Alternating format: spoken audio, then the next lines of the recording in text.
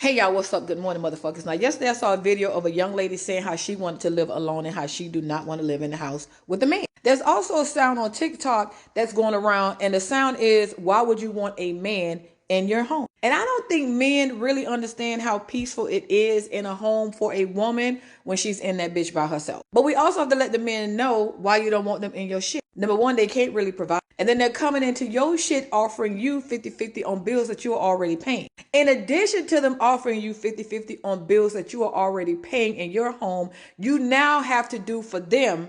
I want y'all to listen to this part. You now have to do for them while they in your shit. Cook for them, clean for them, smex them, be their doctor, be their nurse. And if you have a kid from that motherfucker, you're turning to the nanny. There's no benefit in that situation except for him claiming he can help you pay bills. And now We're gonna let her continue after this, but one of the things that she's absolutely right, right? If you're this is the level of man that you're accepting into your life, he's coming in there and all he can do is really pay the bills, help you pay half of your bills, which is still something, right? That's a load off. A burden shared is halved, but now for that you also now have to do for him, and I get what she's saying that you have to take on these other things. There was a point in time where the companionship was worth it, right? The companionship that you had someone with you to share life with, to do life with. Rather now we get very much transactional. We look at things and I have to do this for you. What do you do for me? And what men provide in that sort of sense has largely been lost. But one of the things that this was years ago, one of these OGs told me, you never move into a woman's place. We never move into a woman's space. That's her space. She has it set up the way that makes sense for her. And when things, and it's not that, it's impossible. It's not that it can't be done, but when things get heated, when things get wrong, that is usually something that's thrown in your face. That is usually something that becomes one of the focal issues. And it's absolutely true. You are in her space. Rather have her move in with you or have you guys get a place together. I think that's the part that makes actual sense. But largely to what she's saying, what we see online a lot is women would talk about the caliber of men available today. And they will use some of the worst of us to paint with a larger brush to say this is how men are. You don't see a point of having a man in your place. And then you go on to describe this man as someone that you probably shouldn't be dating anyway. But before we continue, let her continue to blame this, and then probably replay some of these parts back. Like, comment, subscribe, hit the notification bell so you don't miss new uploads. Still trying to do 2 a day. If you're just seeing this and you've been subscribed to the channel, shout out to you. Appreciate you. Um, it's your notification bell if it just suddenly popped up.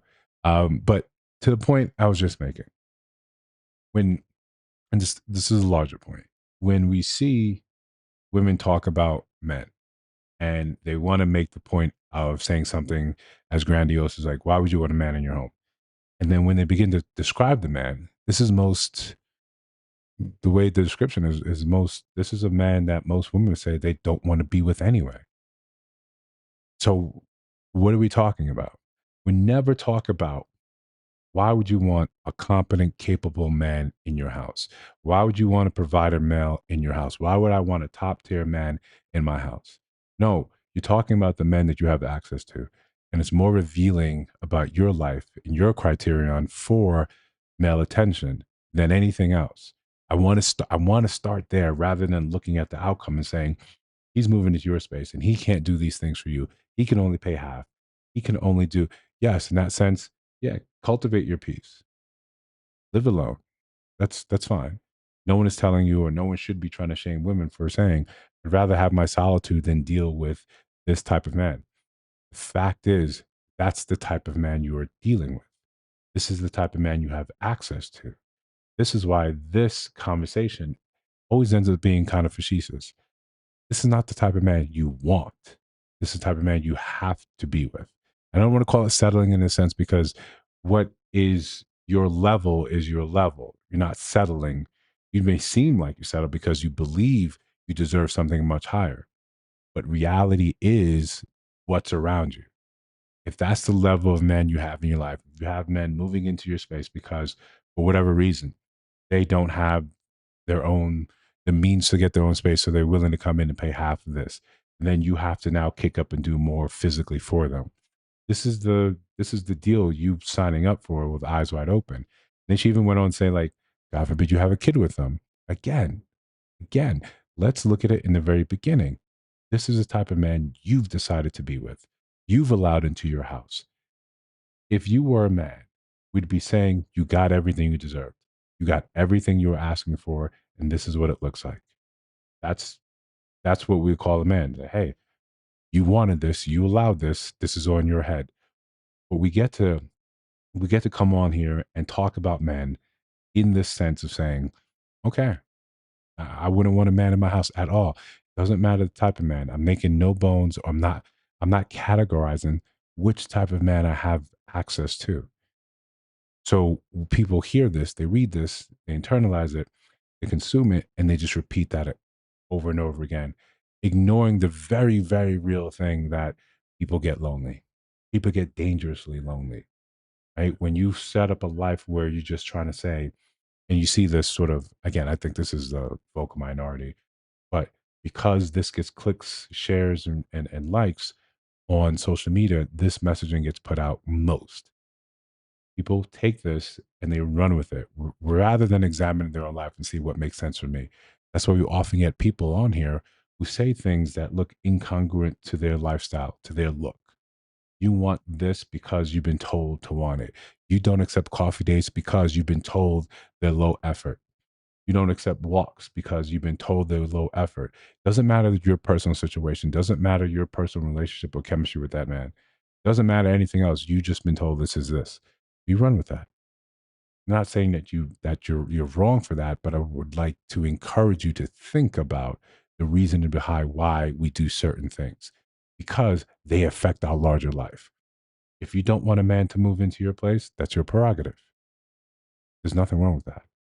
But when you are not looking at the caliber of men around you, because if you were getting the type of man that people say they want, there'd be very little situation where he's saying he's moving in with you, if ever. If you want that top tier men that people get on here and talk about all the time, there's no shot where he'd be moving into your space. That's just not the thing. But let it continue.